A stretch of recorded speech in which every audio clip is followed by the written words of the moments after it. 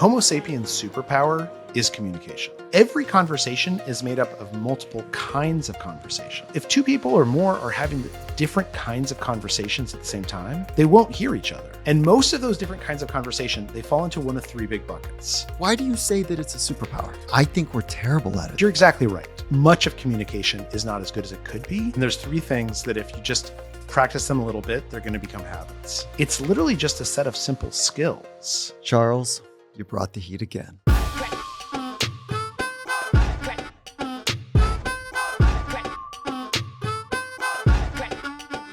Okay, Charles, welcome back to the Finding Mastery Podcast, and congratulations on your new book. Thank you. Communicators. Yes, this is awesome. Congratulations. And then just before we dive in, I just want to find out, how are you?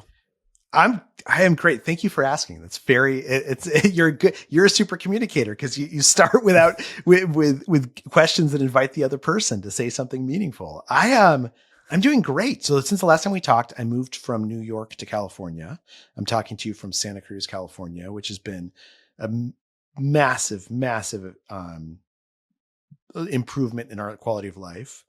And then I've spent the last couple of years writing this book and just being and now I finally get to share it with people, which is really exciting to me. So things are going fantastic. That is awesome. Okay, cool. And the pressure's on now to be a super communicator with you if you've just written the book on it. So, and I know you've heard that before, but I really appreciate that challenge. So how about this? Let's have an agreement. Okay. If I'm blowing it, okay? If I'm blowing it in any kind of way or slightly beginning to blow it, will you just kind of wave both your arms and say, I just want to, Absolutely. I'll be like, good. My friend. Yeah, right. Yeah. But I don't think you're going to blow it. Well, to be determined. Okay. So last time we connected, you had written a first-rate book, The Power of Habit. Congratulations on that success. And then we kind of missed each other on your second book, which is Smarter, Faster, Better. And then here you are on the third book, Super Communicator. So can you just bring in the arc of why you are from those two into super communicators? Yeah. And there's a very specific reason that I got interested in communication, but part of it was that, Power of Habit and Smarter, Faster, Better, which is about productivity, they're both really focused on the individual, right? What do I do to make myself better? How do I build the habits that make me successful? But the truth of the matter is, the more and more time I spent thinking about this, the more I realized so much of our success depends on other people, right? It depends on the teams we belong to. It depends on how we get along with coworkers, how we get along with our partner and our kids, our spouse. And I saw this in my own life, right? I fell into this bad pattern. Two things happened. First of all, I was made a manager at the New York Times. And I thought I would be great at this because, I've had managers before and I have a MBA from Harvard. And so, and I was terrible at it. I was just so bad. And I was I was fine at the logistics part. I was fine at the strategy. It was the communication part that I was terrible at, which of course is 95% of being a manager is communication. And then I would fall into this pattern when I'd come home with my wife. And I think this is fairly common. It'd be at the end of a long day. I'd be complaining about my boss or my coworkers. And she very reasonably would say something like, oh, well, why don't you take your boss out to lunch and you guys can get to know each other better? And instead of hearing her advice, I would get even more upset, right? And I would say why aren't you supporting me? You're supposed to have my back. And then she would get upset because I was overreacting. And I was just befuddled by what was going on here, that it didn't matter what my habits were, how productive I was. If I couldn't figure out how to communicate with other people, it wasn't going to work. I see none of me in you. Perhaps this is something is familiar to you from your own home. Oh God. Yeah. Which is great. Okay. So why was the output on communication strategies or best practices for the great communicators and not on relationships? Because going to lunch is about building the relationship, and you're pointing to the power of communication while at lunch to build the relationship. So why was communication your North Star, not the building of a relationship? So it's communication and also connection, right? And I think a lot of it has to do with, if you think about it, Homo sapiens' superpower is communication, right? That's what has caused our species to succeed so much. It's allowed us to form families and to build communities and then to build cities and nations. Our ability to coordinate with each other is entirely dependent on our ability to communicate with each other. And that doesn't just mean verbal communication, right? There's different kinds of communication, including nonverbal or non-linguistic, and those are important. But I think that the thing that's underlying all of this is that when we want to connect with someone, the easiest and best way to do it is to talk with them. In fact, there was a study that was done by Harvard, the Harvard study of adult happiness that you've probably heard of. It's one of the largest and longest longitudinal studies in history. And so for almost 100 years now, they followed around thousands of people trying to figure out what makes them healthiest, what makes them happiest, and what makes them more successful. The only thing that they found is a reliable predictor is that if you have a handful of deep, meaningful connections at age 45, you will be healthier and happier and probably more financially successful at age 65. And of course, it's not 45 and 65 aren't magical, right? If you could do it at 45, you've been doing it for decades already. But that what they have found is that the way that we create those connections, those deep, meaningful relationships, is through conversation. It's through sharing our ideas and feelings with each other, and then knowing that other people want to understand us. So Dr. Robert Waldinger was on the show as well. And Yeah. for folks listening, he was on episode 375 it's a quick reference. He was remarkably clear on those 2 points that you just made. And then he just had this way of communicating, condensing 85 years of research into just a couple basic principles. And so are you riding on the spine of, quote unquote, the good life, comes down to connections and communication?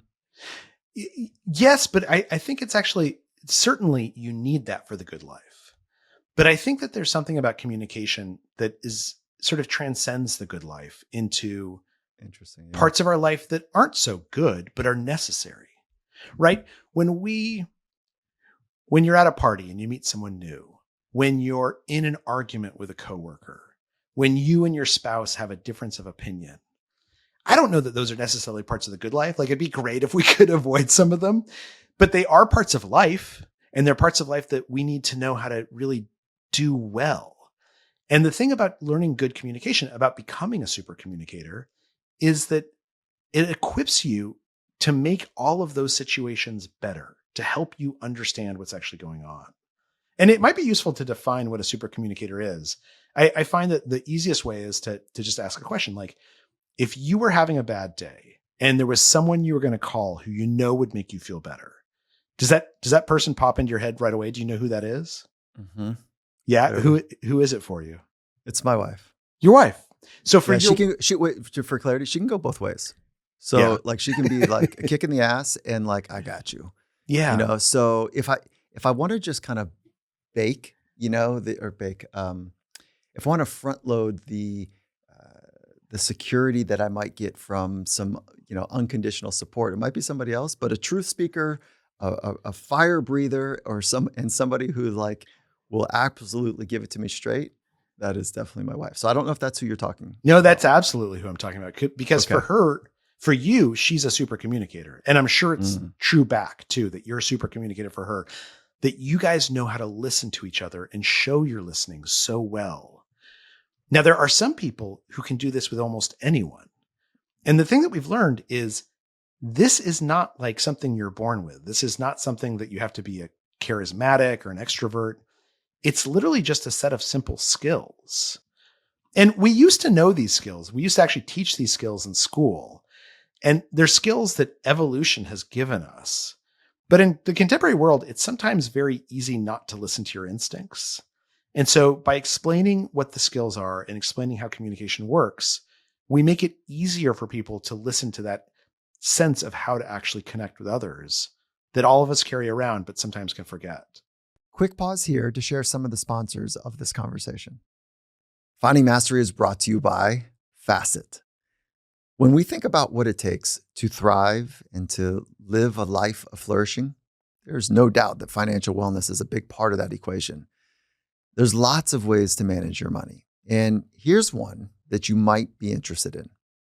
Facet is the next generation of personalized financial planning. They're on a mission to make expert financial advice accessible to the masses.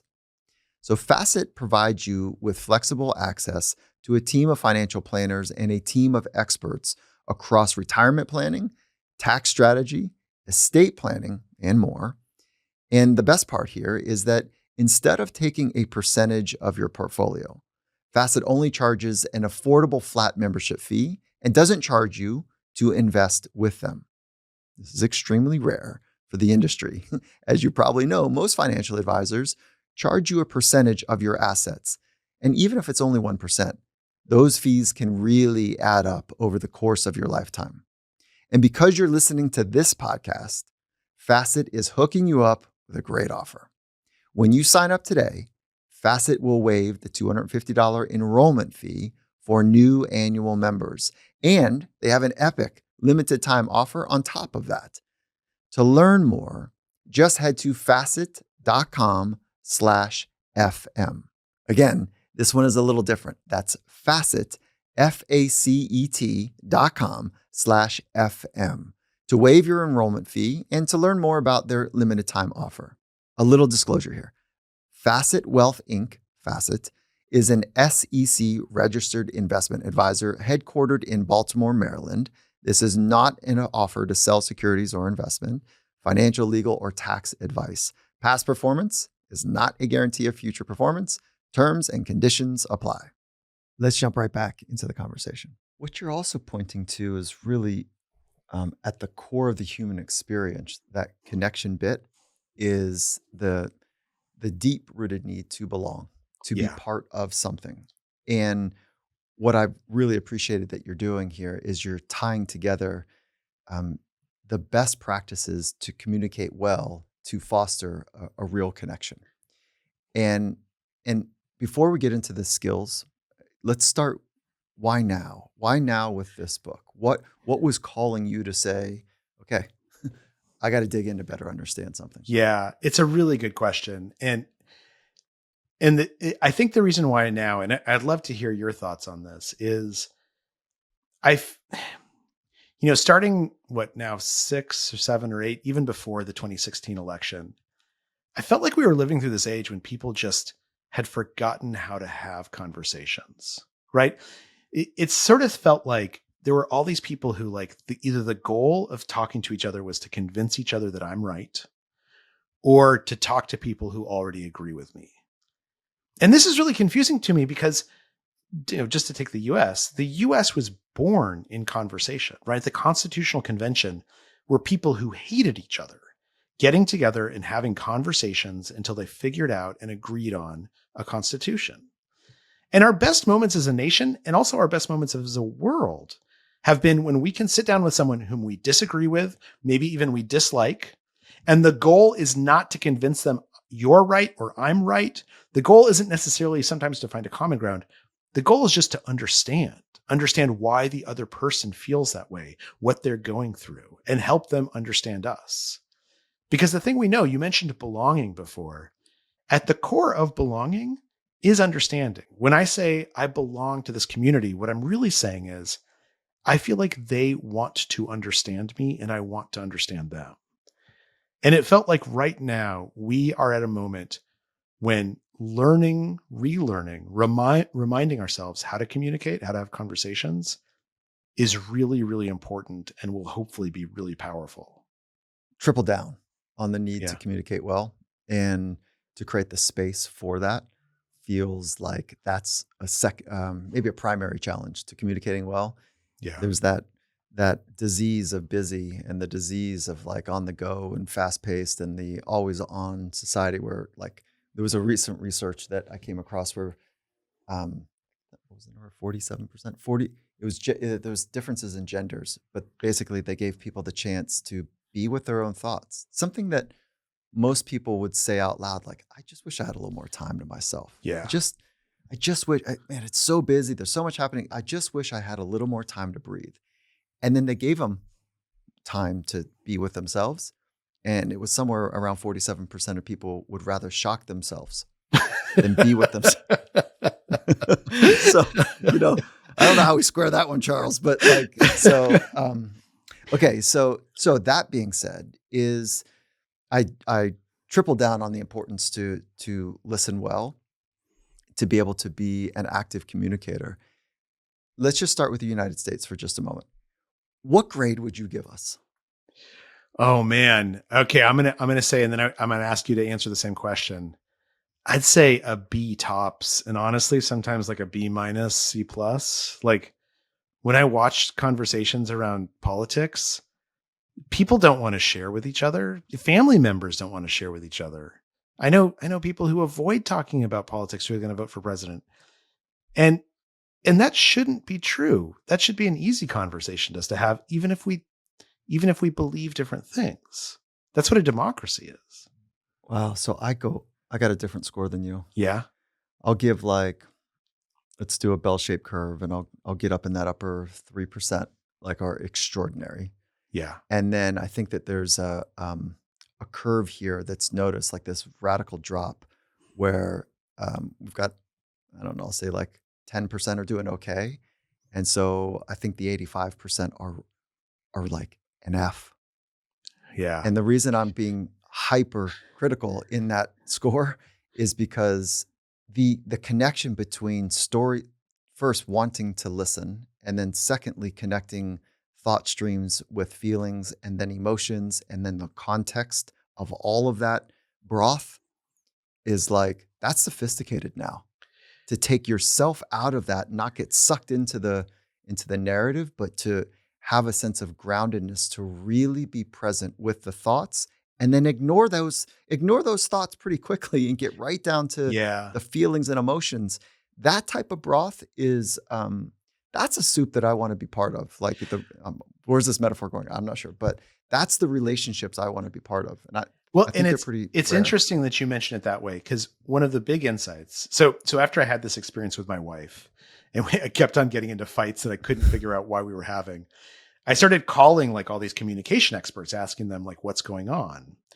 And what they said, and this gets to what you were just saying, is they said, look, in the last decade, we've learned a huge amount about conversations because of advances in neural imaging and sort of our ability to collect and analyze data.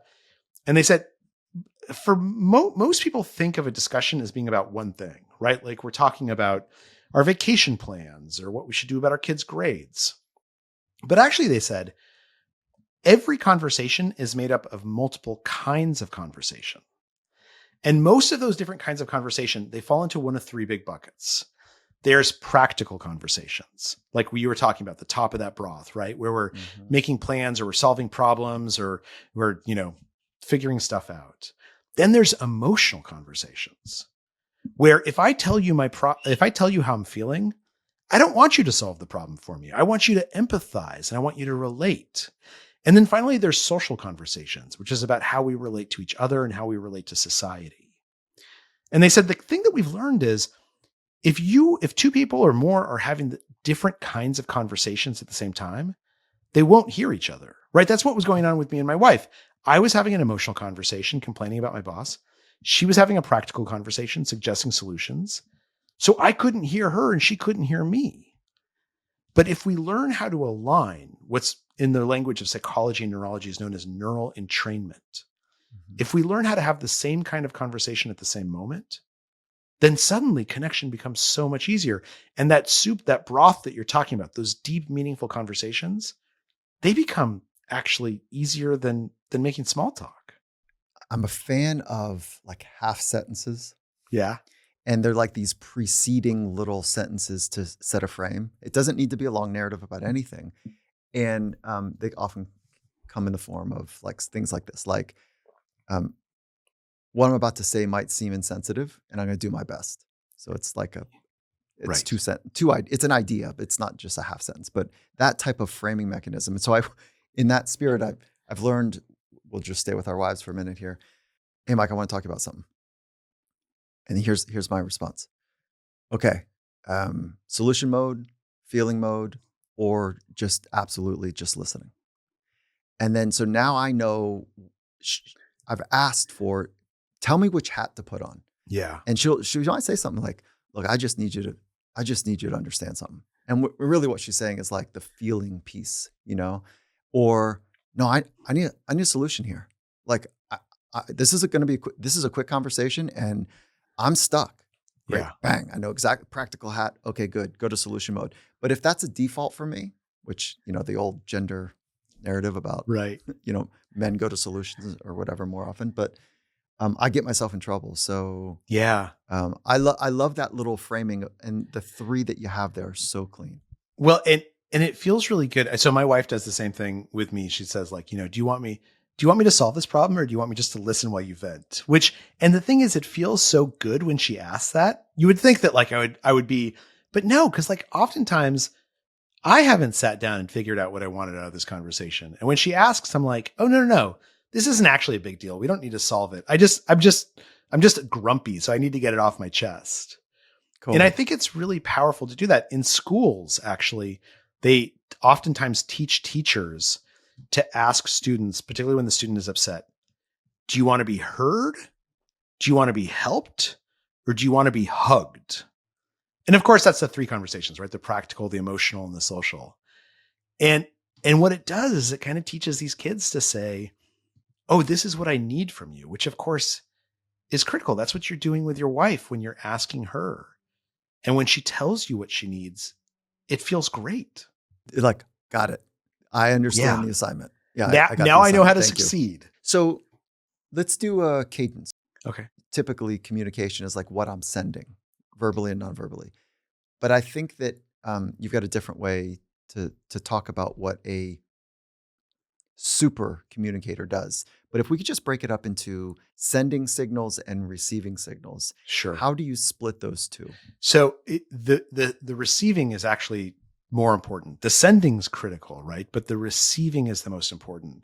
And this is just listening.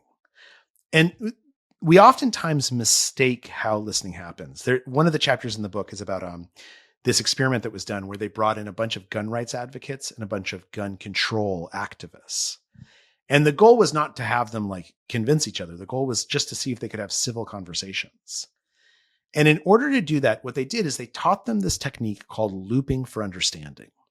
And looping for understanding, it has 3 steps. The first is you ask a question, right? And there's these things called deep questions we can talk about are really powerful. Secondly, once the person has answered that question, you repeat back in your own words what you heard them say. And then finally, and this is the step most people forget, ask if you got it right. And what they found is that when they taught these folks who were normally enemies, normally people who would like be screaming at each other over gun issues, when they taught them to loop for understanding, suddenly all the conflict disappeared.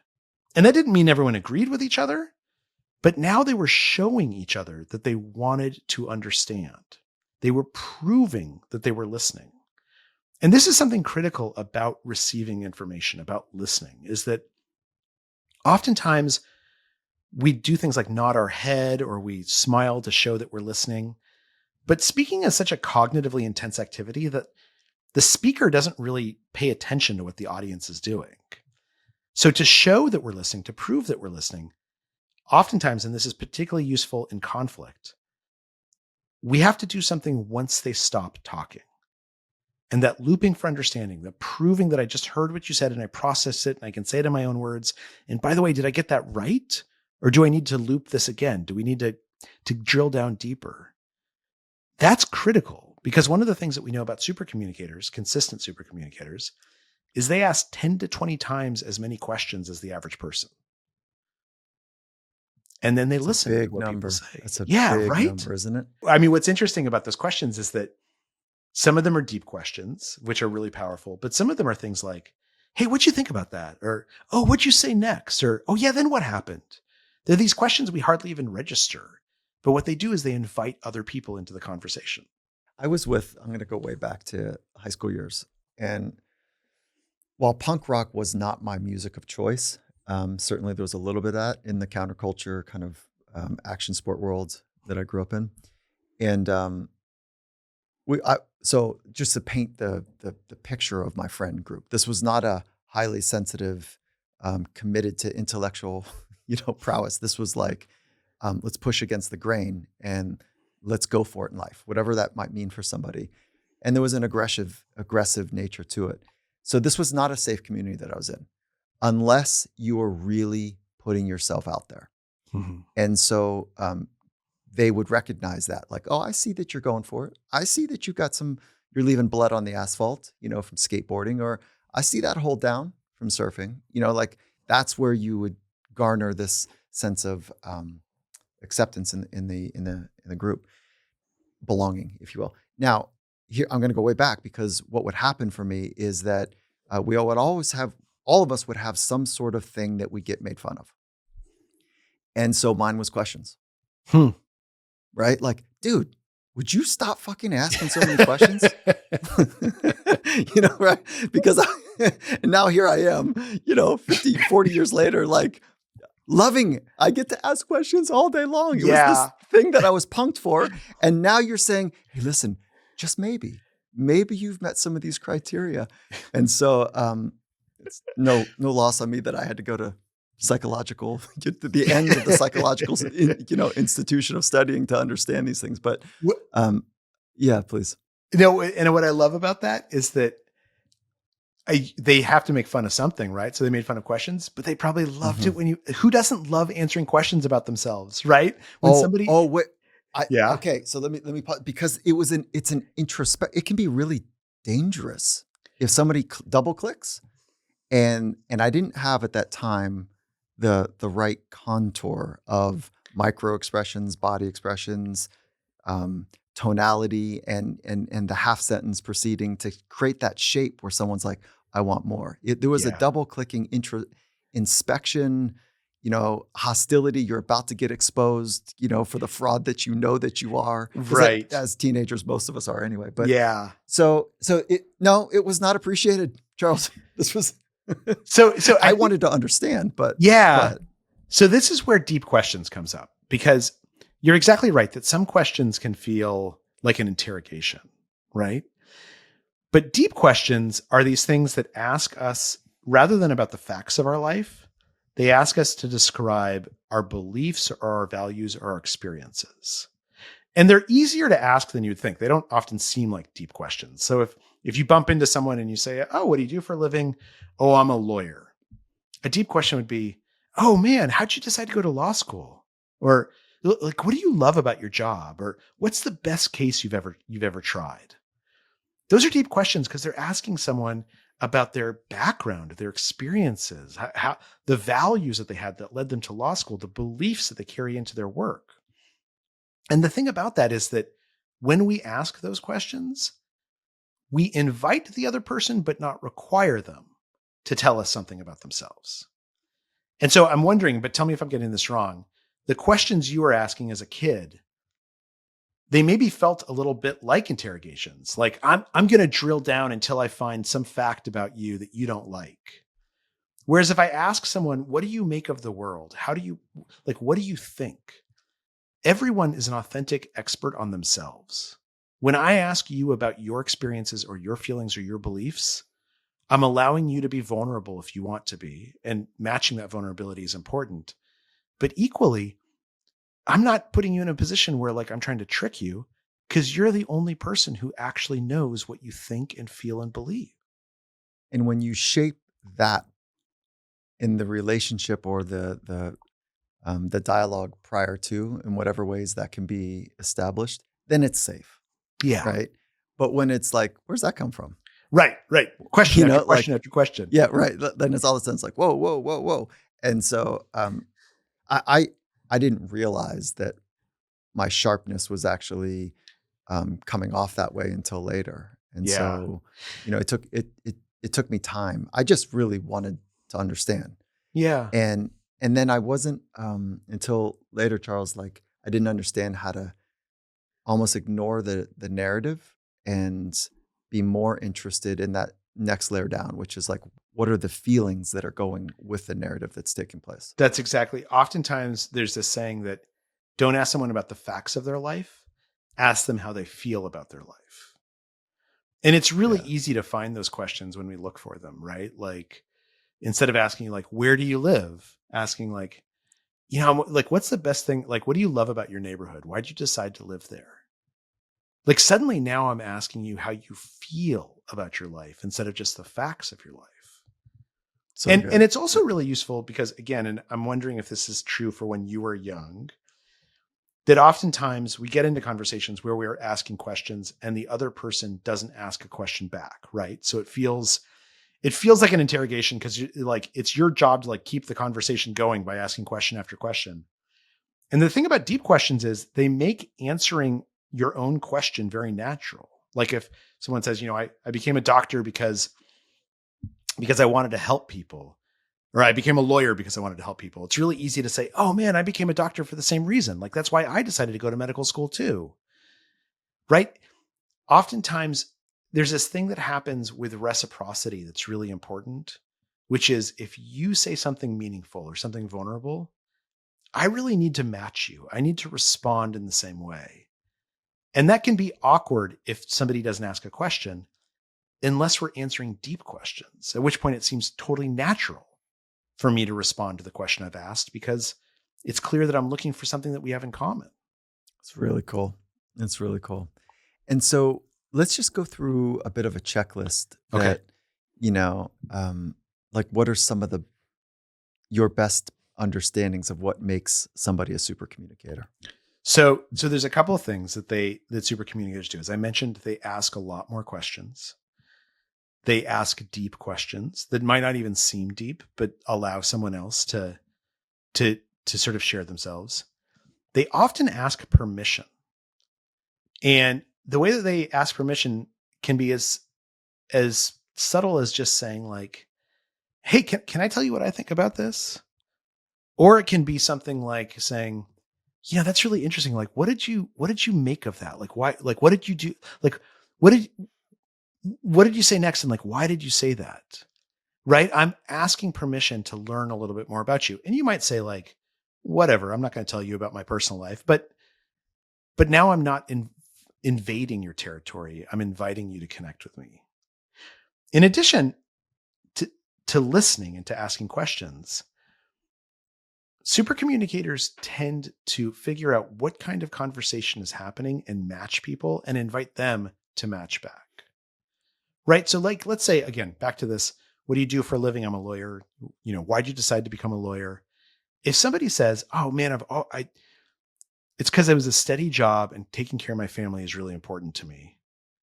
Think about that versus someone who says, I saw my dad get arrested and I really wanted to fight for the underdog. That first response is very practical. And that tells me we're in a practical conversation. And I can say, that makes a ton of sense. Like, you know, one of the things I love about my job is that like, it just feels so good to get that paycheck and not have to go from week to week. Or the second thing, talking about my dad getting arrested, that's clearly emotional or perhaps even social. And that gives me an opportunity to talk about what my family is like, what emotional experiences caused me to go into this work. And so this is another thing that super communicators do is they try and match you where you are, and they try to invite you to match them. There's a Mm. story in the book about the CIA officer who is like sent over. His first job after he gets hired is to go to Europe and recruit spies. And he's just terrible at this job, like just miserable at it. And he's about to get fired. And he finally takes this woman to dinner who he's been like trying to recruit for months. And she's refused and she won't even meet with him because she's just so scared. And the dinner's a total flop and he has no idea what to do. And so at the end of the dinner, he just gives up and he just says like, look, I understand what it's like for you to be like so scared and so frustrated because I am terrible at this job and I'm about to get fired. And I'm scared. I'm scared at what's going to happen to me because I've wanted this for so long. And when he said that, when he said something honest and vulnerable, when he matched her, that's when suddenly she said, you know what? I think I can help you. I think we can, I feel like I can trust you. And she became one of the best assets in the Middle East. And he became one of the best recruiters in the CIA. But it's because they were honest and vulnerable and really wanted to connect with each other. And that's the main thing that super communicators do. They show you that they want to connect. That's really cool. And you've taken So this, you've taken the individual lens between two people, and then you've also broadened it out to talk about like what some of the best organizations do. Like you studied Yeah. or brought case examples of the CIA and NASA and Netflix. And so when we think about um, the right culture for super communicators, can you get into that rubric a bit? Like, Yeah. what do these extraordinary communicative organizations do to create that culture that says, no, no, no, we value. And there was one organization. I'll give you the context of this question. There's an organization, Fortune 10 organization, that they were specifically trained in a type of questioning to publicly find where the logic break is in the Mm. person's um, uh, position about direction to go or why something's important or not important or whatever.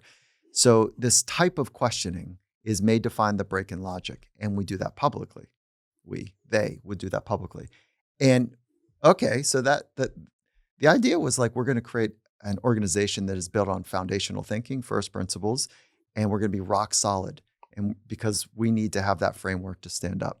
However, it accidentally created an organization where people were terrified to raise their hand Yeah. because the other very smart people in the room were weaponized to Yeah. ask questions that were going to find the flaw in their thinking. So, counter rotation, what do the best communicative organizations do? So what they do is they acknowledge that challenge you just mentioned. So as you mentioned, there's a chapter in the book about Netflix, and it's about how Netflix dealt with this race controversy that they had inside the company. About 5 years ago, they had a senior executive who used the N-word during a meeting. And as you can imagine, and he wasn't using it in a pejorative way. He was describing something, but he said the word, and there were many, many people who got very upset. And then there were other people who didn't think it was a big deal. And this started tearing the company apart. And Netflix has this culture where you're allowed, they encourage people to attack each other's ideas, exactly as you were just describing, to be brutally honest. But when it came to race, brutal honesty can be really, really hard, right? Because if I say something and I say, oh, it's just a word, it doesn't matter. As a white person, I don't know what it's like to hear that word, right? If I was black or if I was brown. And this was just destroying the company. It was just tearing it apart. And so Netflix brought in a new person, a new head of diversity. And she did this thing that was really interesting. She started having workshops. And at the beginning of the workshop, she would always say the same thing. She would say, here's some basic rules for how we're going to communicate with each other. And now I want to acknowledge this conversation is going to be awkward. And we are all going to say the wrong thing at some point. And we all have a right to speak up and be in this room. Right? It's Cool. If you're white, you've had a racial experience. And if you're black, you've had a racial experience. And we need to hear about both of those experiences because you are the only expert on you. And I do this all the time now in tough conversations, is I say to folks, like, look, let's just acknowledge this could be awkward. And that's okay. Actually, awkwardness indicates that something real is happening. And I'm probably going to say the wrong thing, like, not because like I mean to, but because like sometimes my mouth moves faster than my brain. And I hope that you'll have some grace with me when I do. And I promise to do the same with you. Like once we do that, once we acknowledge how hard communication can be, then we start having these more real conversations, because in a situation like you just described, if people said, look, I'm going to bring up an idea and this idea is not perfect and I need your help to make it better. I want you to tell me what parts you like of it and what parts you don't like. Think about how powerful that would be, that now when I speak up, I don't have to wait. I don't have to expect that everyone's going to attack me right away. Instead, I've told them, I want you to help me improve this idea. Now we're all on the same side. I hear a shorthand version of that, which is create psychological safety. Yes, And that's exactly what it is. Yeah. And so let's double click on psychological safety for a minute, because one, the research is great. If folks are unclear with the research, it's great. It does not mean, though, that we're going to do therapy at work. No. It does not mean that you are entitled to bring your quote unquote whole self to work. And what I just said is controversial. I know that that's jarring. But what it does mean is that a leadership or others, a team, is creating the safety to speak truth to power, to Exactly. be able to have some grace in when mistakes are made, to be able to, at the Seattle Seahawks, Coach Carroll and the coaches, there was a phrase that we would use often, which was, this was in the locker room, and so it was all men. It's a male sport. Sometimes you got to give a brother a break. And so that idea that we would front load conversations like, hey, sometimes look around. People are going to screw up in what they say and what they do. Yeah. Sometimes you got to give them a break. And it doesn't mean you don't call them out. It doesn't mean you don't address it. It doesn't mean you don't put words to it, and sometimes actions. But sometimes you just got to have that space to be able to say, okay, can I have a conversation with you? Yeah. That's exactly. Yeah, please. Well, one of the ways I love to think about psychological safety is something that Amy Edmondson told me, who helped sort of do a lot of the research on it. She said, it means that you can say something at work and know that other people will not use it to hurt you. The weaponization. Yeah, exactly. Yeah, it's that so doesn't, good. That doesn't mean that they agree with you. That doesn't mean that they are not going to challenge you. But it means that if I bring up some idea, that no one's going to weaponize it. No one's going to make it into something that I regret saying. And actually, Google has done a bunch of research trying to figure out how to foster psychological safety. And what they found is that there's these two main ingredients in meetings that create it. The first is what's known as equality and conversational turn taking, right? Getting everyone to speak up. And that's one of the things that super communicators do really well. If somebody hasn't said anything in a little while, they say, Jim, I notice you've been thinking about this. What, tell me your thoughts. Or Susie, you brought up this great idea a couple of weeks ago. I'm wondering, can you share it with us again? So they invite other people into the conversation so everyone's participating. And then the second thing is ostentatious listening. That when the leader of the team proves he's listening by repeating what people have said, by calling back what they've brought up, by looping for understanding, then at that moment, what you're doing is you're teaching everyone else to show they're listening. And that makes everyone feel like they belong in that room. And then I'd add on the first one little nuance, which is sometimes the reason people aren't bringing something to the surface is because it's like a race for ideas and they just don't want to be in that competitive, nonsense. Other times they're introverted thinkers and feelers, and they are mulling it over first while the rest of the world is being noisy. They're thinking deeply. And if you can create some space in there, which you just suggested, it's radical for them. And sometimes people, and you could have a combination of the first two that I just talked about, they don't want to deal with this crazy competitive, race for ideas. They're an introverted thinker or feeler. And then the other is like, maybe it's scary. And it's not because the environment is, it's because of their unique history. Bringing an idea up was maybe they came from, a highly humilitating, what's the word? A highly embarrassing community. And so all that being said is, if you can do this little nuance, which is like, hey, Shirley, I know you've got ideas about this. Hold on, let me finish my idea, and I want to come right back to you. And then I'll say something, and I'm giving the person all the space to like gather themselves or, whatever. Like that little subtext can go a long way as well. Absolutely. And what I hear you saying, and the science backs this up a lot, and tell me if I'm getting this wrong from your perspective, is conversational turn taking does not mean everyone has to speak the same amount. It means everyone has to feel like they can speak when they want to, creating that space for them to do so. And then let's add one more to the space, because I want to double click here. Sometimes space. Okay, so we're going to talk about the space between a question and an answer. Mm-hmm. That you can weaponize space. Even you can, if you want to create great stress in another person, and this is a weaponization of a psychological tactic. Ask a bunch of questions in rapid succession. So there's very little space. So now you've got them on their heels and you can whip them left and right. It's a terrible thing. It's a cheap trick. The second thing is you can just pause. And without moving your frontalis muscles, without leaking any micro expressions at all, you just pause. And that can create such a heightened amygdala hijack that your stress system goes through the roof. It can be terrible. So if you pause, the contouring shaping of it can go almost is a prerequisite, like pause and then nod, micro expressions, lift your eyebrows, or like smile gently, like all of that can create an invitation as opposed to a hostility. How about it? I love that. I love that. And in fact, one of the things that we know that super communicators tend to do in conflict conversations is they say things like, give me a second. I need to think about what I want to say. Or they have a habit of saying, okay, wait, hold on just one second. Okay.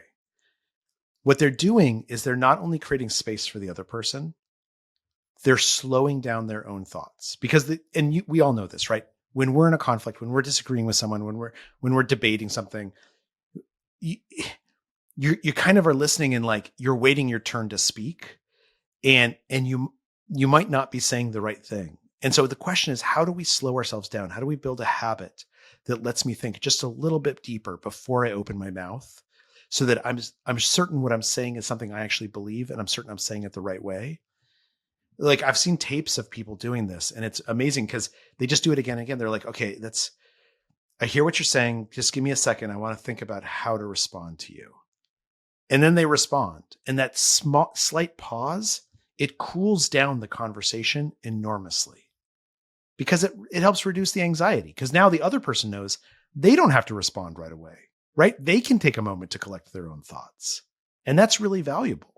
If you're trying to draw something out to better understand, so you've got the orientation, seek to understand, you've got the right contour to create that relational connection of safety.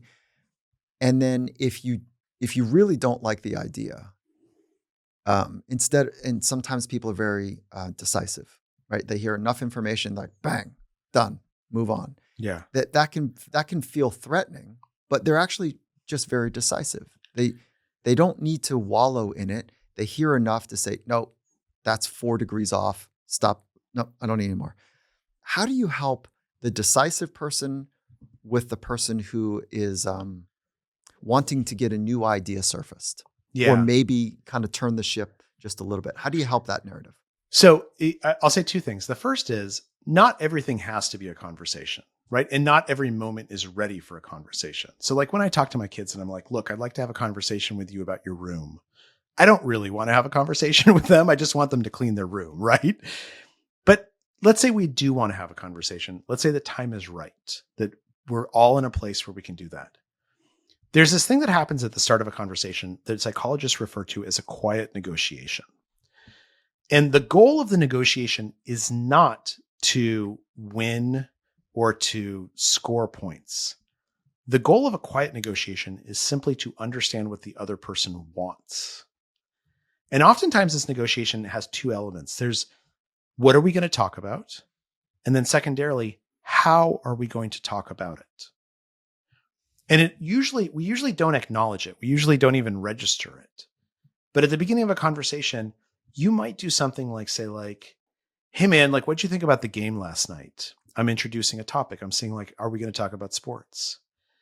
And then, and people do this unthinkingly, when you respond, I might interrupt you. And I'm going to pay close attention to how you react to that interruption, right? Because what I'm trying to figure out is, how are we going to do this? Is this like a conversation where we're just like buddies who are like, can interrupt each other and talk over each other? Or is this like something where like we both take our turn? Is this a formal conversation or a casual conversation? Is this a conversation where we can come up with like crazy ideas, or we really want things to be grounded in our experiences? We do this all almost automatically without thinking about it, without even realizing that we're doing it. People become very hyper attuned to the beginning of conversations and noticing the nonverbal communication of the person they're talking to. But what super communicators do is they pay a little bit more attention, just like half an inch more attention. And most importantly, when they conduct an experiment and it doesn't work, they don't see it as a failure. They see it as a piece of information. right? My wife is a scientist. She's a research scientist. If every single one of her experiments worked, she would be the worst scientist on earth. The whole point of being a scientist is that some of them succeed and some of them fail. And so when we're trying to figure out how to communicate with someone and we try something, we tell a joke and it falls flat. We ask a question and they're like, oh, that's like too much. I don't want to get that personal. Instead of being chagrined and feeling like we did something wrong, what we should feel is like, I just learned something about how this conversation can unfold. And that experiment yielded this insight that I can work with. I am so like as you're saying that, I was thinking, oh, he's talking about running experiments. And then you said the word experiment. And I'm so happy that you brought that up, because if you can orientate yourself to run little experiments to see how the relationship goes or how a conversation can go, it's so much more freeing. Yeah. And it's not, I don't want to set, me personally, I don't think that you would agree that you're trying to manipulate, by running an experiment on somebody without them knowing. But it's like this test and adjust model. Like, can we banter it that way? Or like, is it to take your turn, pause and reflect, gather yourself? Right. Yeah. Yeah. I don't think it's manipulative at all. It's an invitation. It's an invitation to tell me, how do you communicate best?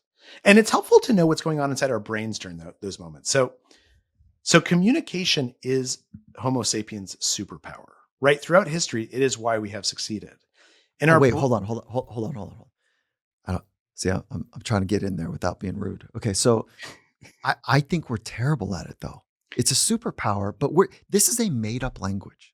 We have everything you've said and I've said. It's completely creatively made up, and that's to create some sort of way for us to communicate. This is why I think a superpower that is like underdeveloped or something, like we haven't, I don't feel like we've really gotten out of the gate yet. And the reason being is because we haven't properly stitched the feeling. So we're communicating at the cognitive level, not well enough at the emotional level. And again, you know this, but there's a difference between feelings and emotions. Yeah. Right? Yeah. And so like, why do you say that it's a superpower? Well, I mean, compared to other species, the reason Homo sapiens have been so successful is because we can communicate with each other. But I'll also push back a little bit, because you're exactly right.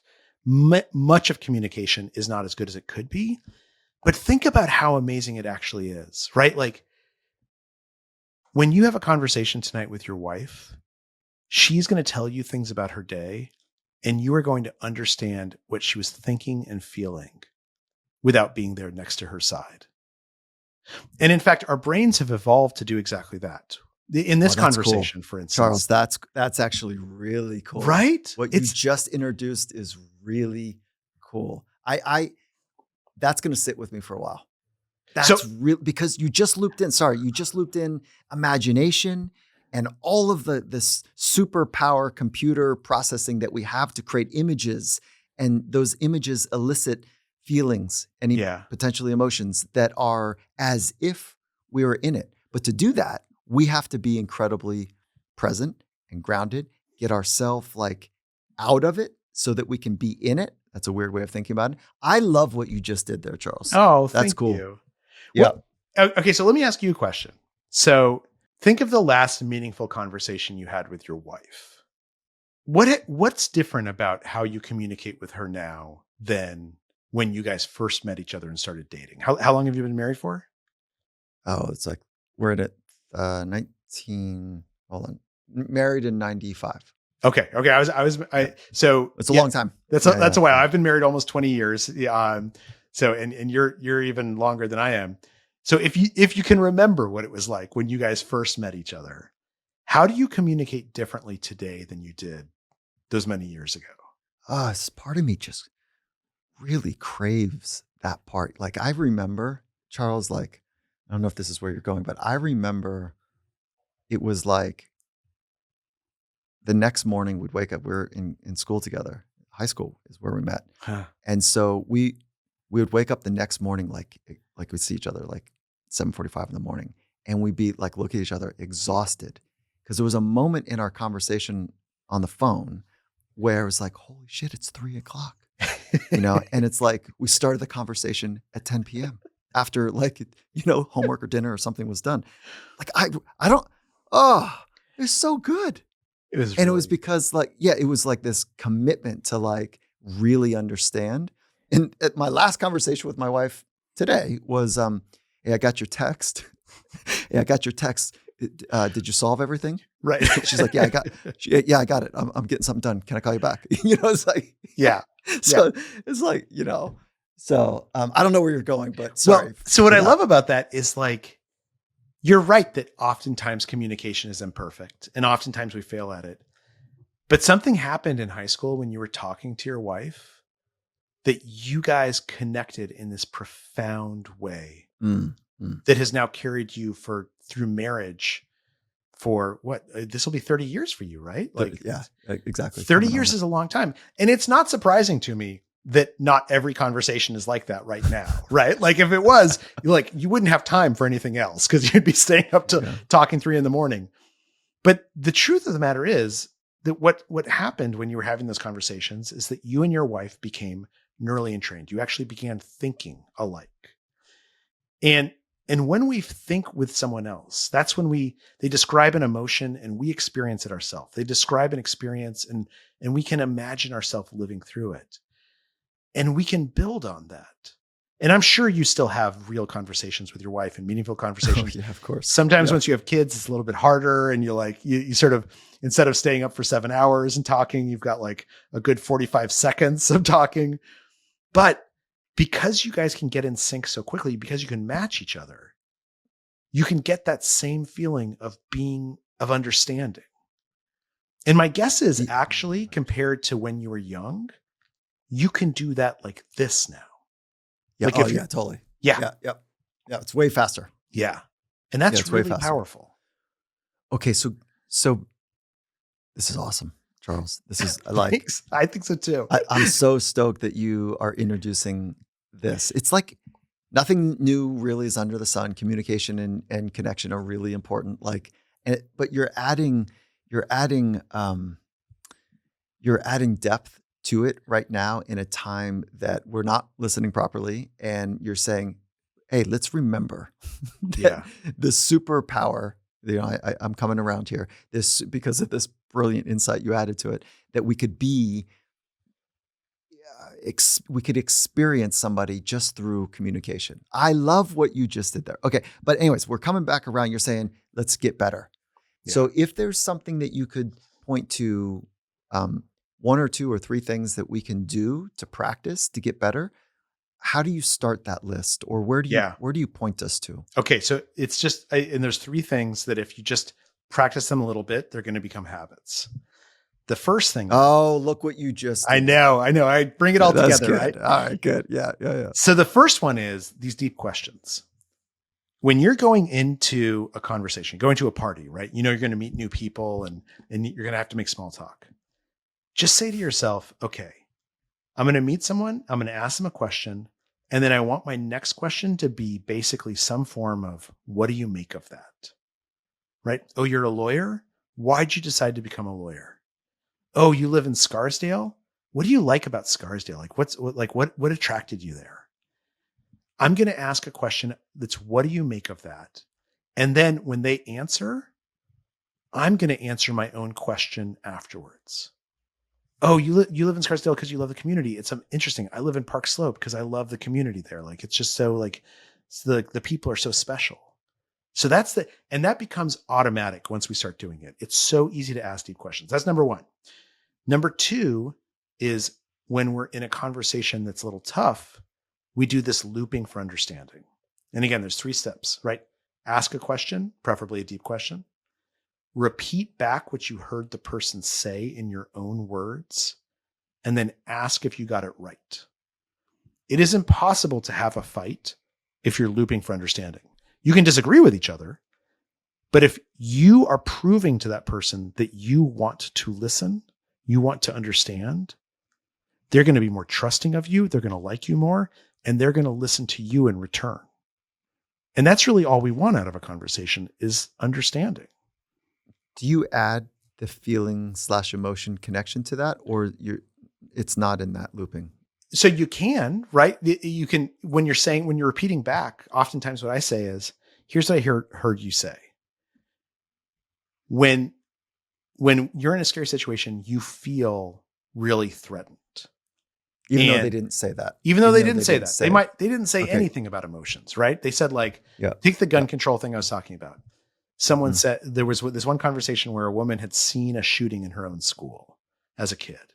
And this gun rights guy said to her was, he said, what I hear you saying is you have been carrying some terror your entire life, and you don't want other kids to feel that same terror. Like you want to spare them that. Now, this is a guy who loves guns. He owns like 13 guns. But when he said that, it unlocked something for that woman because she felt listened to. Because that's exactly what she was feeling and what she was struggling with. But she didn't say it that way. And to know that someone had listened to her, had identified the feelings underneath her words, that feels really profound. And I'm going to ask you to go back and do the looping, the 3 steps of looping. But I want to add one piece, is that what I found is that when there's a calibration that takes place, is that when you use the word terrified, let's say, that's a really strong, provocative, high intense emotion of fear. So say that's what you actually think it is and use that word. The other person will course correct. Yeah. They'll say, actually, there's only one way to go there. Like maybe you say you're really scared, and they could go lower than fear or scared or above it. And they say, no, I'm not scared. I'm terrified. Or if you say terrified, they say, it's actually, I'm really just chronically nervous. Like there's a calibration moment that we give each other there that is awesome. So do the looping one more time. Okay, so the looping is, the first step is ask a question, preferably a deep question. Listen to, for example. What's that? For example. So for instance, like in this guns thing, like tell me why gun control is so important to you. Got it. Tell me, if we're in a fight with each other, tell me why it's so important to you that I put the dishes in the dishwasher. Like I'm trying to understand why you want me to do it. Step 1. Then you listen. Then you listen. Step number 2, repeat back what you heard them say in your own words to show you've processed it. Copy. And if you can acknowledge the feelings underneath, even better. Okay, what I hear you saying is you want me to put the dishes in the dishwasher rather than the sink because you feel like I disrespect you when I put them in the sink. Like it's just this like visual reminder that I don't care what you want. And then step number 3, and this is the one we usually forget, is ask if you got it right. Did I get that right? Am I understanding you correctly? And that's the point at which they do that calibration. They say, no, it's not disrespect. It's just that like, it's more of an annoyance. Okay. So what I hear you saying is that when I do this thing, it's an annoyance for you. You feel annoyed by it. And this is something that I could easily take this annoyance out of your life. And you're wondering why I don't. Did I get that right? So this looping for understanding, this is the second habit we can get into, particularly in conversations with conflict. Awesome. And it's really powerful. The third best practice? The third best practice is look for nonverbal communication and match it. So laughter is a great example of this. According to studies, about 80% of the time that we laugh, it is not in response to something funny. Rather, we are laughing to show that other person that we want to connect with them. And when they laugh back, they're showing us that they want to connect with us. So one of the things that super communicators do is they tend to laugh way more than the average person. That's cool.